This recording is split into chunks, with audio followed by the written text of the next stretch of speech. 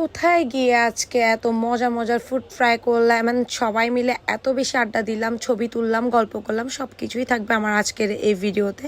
তাই ভিডিওটা স্কিপ না করে আমার ফুল ভিডিওটা দেখতে হবে। আসসালামু আলাইকুম, আমি অনন্যা। আজকে চলে গিয়েছি বাড়িহাটের মধ্যে গেট টুগেদার করতে আমার ফ্যামিলি মেম্বার সবাইকে নিয়ে। সো আর দেরি না করে আমার ভিডিওটা শুরু করে দিলাম। ফার্স্ট চলে গিয়েছি কিছু গ্লসারি আইটেম কেনার ছিল আমার আম্মুর, দেন ওগুলো কিনবো।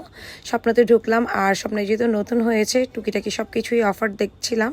অ্যান্ড দেখলাম যে কি বাই ওয়ান গেট ওয়ান দিচ্ছিল, সেগুলাই আর কি দেখছিলাম। অফারগুলো দেখার পরে দেন টুকিটাকি যেগুলো প্রয়োজন ছিল ওগুলাই কিনে নিলাম।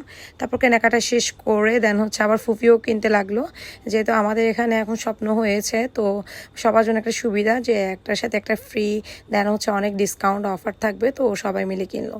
আর এইখানে দেখেন দুই বন্ধু মিলে হাঁটাহাঁটি করছে, দুজন খুব ভালো ফ্রেন্ড হয়ে গিয়েছে। যেহেতু ফ্যামিলির সবাই মিলে আজকে একত্রিত হয়েছি, তো আমাদের আসলে মূল উদ্দেশ্য ছিল গল্প করা, আড্ডা দেওয়া। দ্যাটস ওয়াই আমরা শাহমানত যে রেস্টুরেন্ট ওইটাই আমরা চুজ করেছি, কারণ ওখানে গেলে আমরা নিরিবিলি গল্প করতে পারবো, আড্ডা দিতে পারবো, ভালো ভালো খাবার খেতে পারবো। আর ঢোকার পর এখানে সেলফি কর্নারে আমি তো বসে পড়লাম, এখানে সেলফি তুললাম, অনেক সুন্দর সুন্দর করে ভিডিও বানালাম, আপনাদের জন্যই মেক করেছি। সবাই ভিডিওতে বেশি বেশি করে লাইক, কমেন্ট আর শেয়ার করবেন। আর এই তো আমার বাবুটাকে আজকে আমি সারাদিনও পাইনি, কারণ অনেক ব্যস্ততায় দিন যাচ্ছে। তার মধ্যে বাবুটাও চারদিকে ওর বন্ধু পেয়েছে, ঘোরাঘুরি করতেছিল।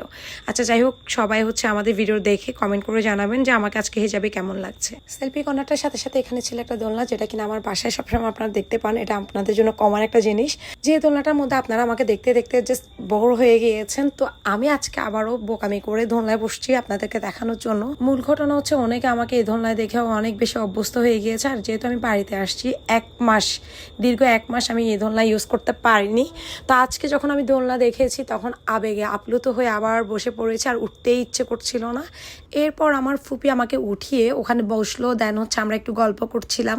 এটা আসলে আকিবের ভিডিও থিম দিচ্ছিল, তো এই জন্য আমরা এই ভিডিওটা মেক করছিলাম। তারপর দেখেন ভাইরে ভাই, কেমনে একটা মানুষ পড়ালেখা এত মনোযোগ দিয়েও করতে পারে না, যেভাবে ও মেনু বুকটা মুখস্থ করতেছিল। মুখস্থ শেষ করে এখানে ওই পড়াটা আবার এদেরকে বুঝিয়ে দিচ্ছিল যে কিভাবে পড়বা, এক এক করে আমাকে বলো। দেখেন ওই স্টাইলে লাগতেছিল না ব্যাপারটা, আসলে না, জিজ্ঞেস করতেছিল কে কোনটা খাবে, সেটাই আমরা চুজ করতেছিলাম। সবাই সবারটা বলে দিয়েছে। এখন এই টেবিলে যে মুরব্বি চ্যানেলগুলো বসছিল সবাই বলে দিচ্ছিল যে কে কোনটা খাবে।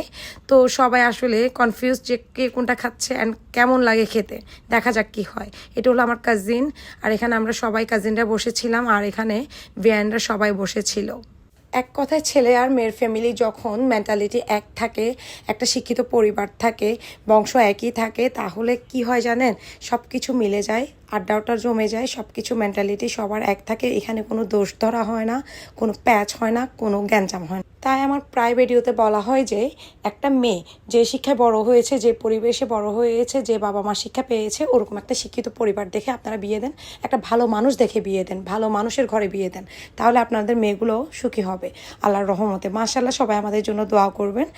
আর এখানে আমরা দুই বোন বসেছিলাম, আমার ভাইয়াও বসেছিল, আমার কাজিনরা ছিল, আর এখানে সবাই মিলে আমরা গ্রুপে ছবি নিচ্ছিলাম, ভিডিও নিচ্ছিলাম। সবাই আমাদের জন্য মাশাআল্লাহ বলবেন, দোয়া করবেন। আমরা সবাই যেন হাসি খুশি থাকতে পারি। মাশাআল্লাহ, সবাই দোয়া করবেন যাতে আমরা সবাই সুস্থ থাকি, ভালো থাকি, অ্যান্ড আমাদের বন্ডিংটা যেন সবসময় এমন থাকে। এর মধ্যে কথা বলতে বলতে আমাদের ফুডটা চলে আসছে, আর সবাই নিয়েছিল মাসালা রাইস, যেটা কি না খেতে খুব বেশি ভালো ছিল। আর পণ্ডিতামি করে আমি চুজ করেছিলাম বারবিকিউ মিলটা, যেটা একদমই ভালো লাগেনি খেতে, একদমই না। আর আমার রীতিমতো খাওয়ার পর পেট খারাপও হয়েছিল।